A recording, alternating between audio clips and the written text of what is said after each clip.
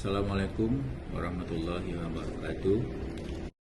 Perkenalkan, saya Ridwan Mandaliko, Kepala Cabang PT BRI Surabaya, akan menyampaikan review materi dari laporan keuangan. Nama adalah laporan keuangan.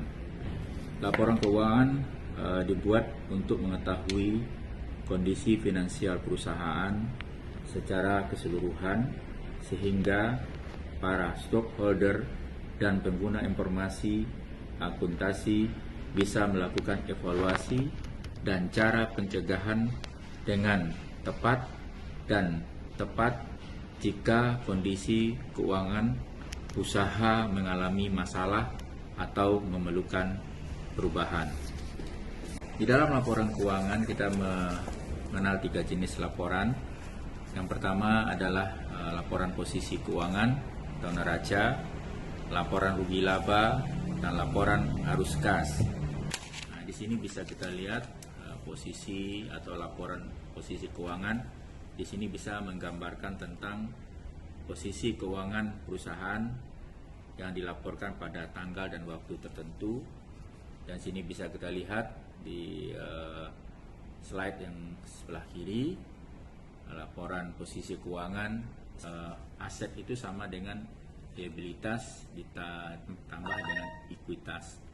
Baik, kita sekarang akan menjelaskan tentang aset. Aset ada dibagi 2, yang mana satu ada aset lancar dan kedua aset tidak lancar. Aset yang digunakan atau ditagih dalam waktu 1 tahun atau kurang lebih itu adalah aset lancar. Komponennya adalah kas, bank, piutang usaha, persediaan, investasi jangka pendek, dan biaya dibayar di muka. Yang kedua, aset tidak lancar.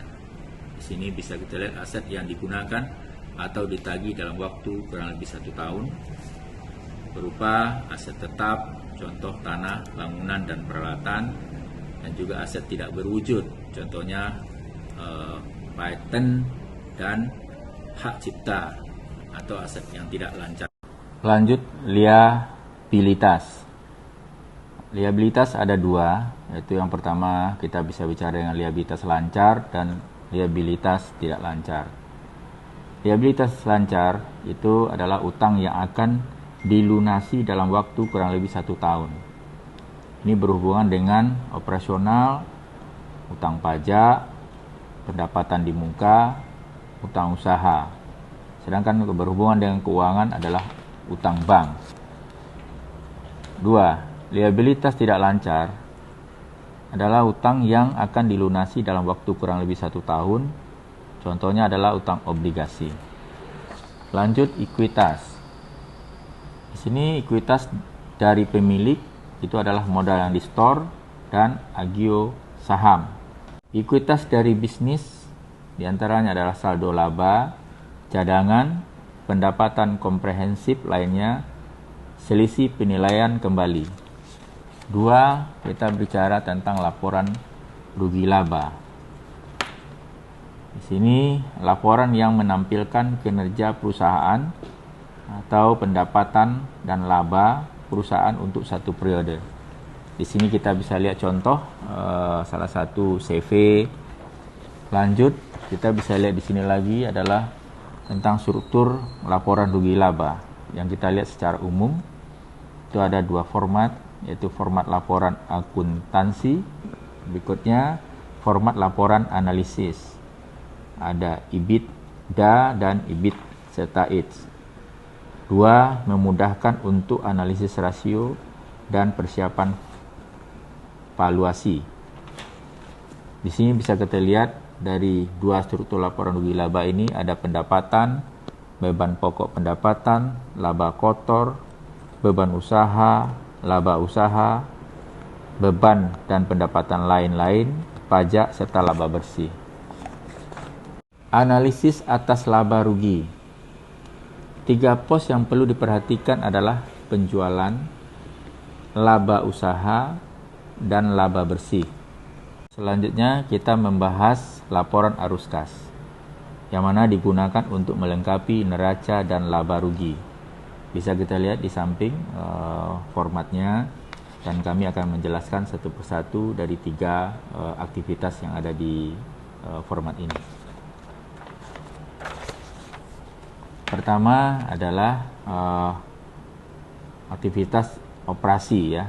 Operasi itu adalah arus masuk.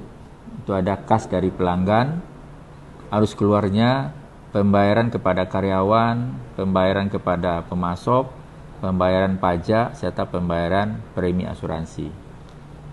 Berikutnya adalah aktivitas investasi. Arus masuknya adalah penjualan aset tetap, penjualan aset tidak berwujud, serta pelepasan atas penyertaan. Sedangkan untuk arus keluarnya itu adalah pembelian aset tetap, pembelian aset tidak berwujud, serta penambahan atas penyertaan. Aktivitas pendanaan. Di sini arus masuk penerbitan saham, penerimaan pinjaman. Sedangkan di arus keluarnya adalah pembelian kembali saham, pembayaran pinjaman, serta pembayaran dividen.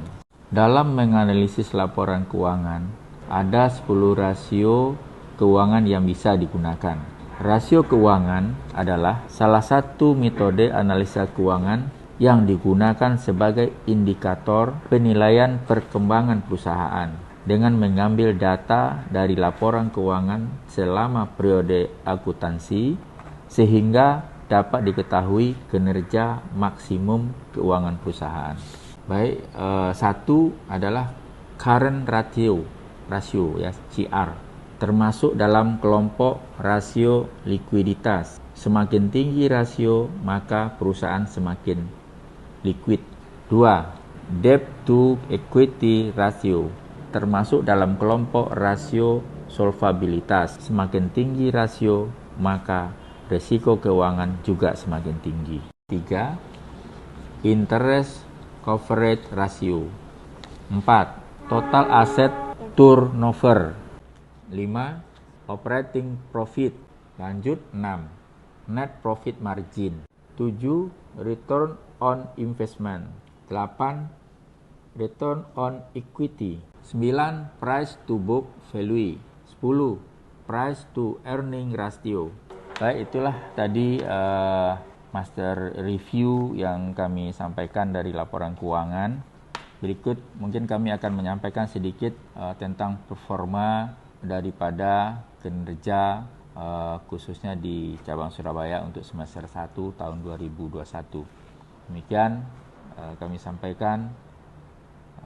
Terima kasih atas perhatiannya. Assalamualaikum warahmatullahi wabarakatuh.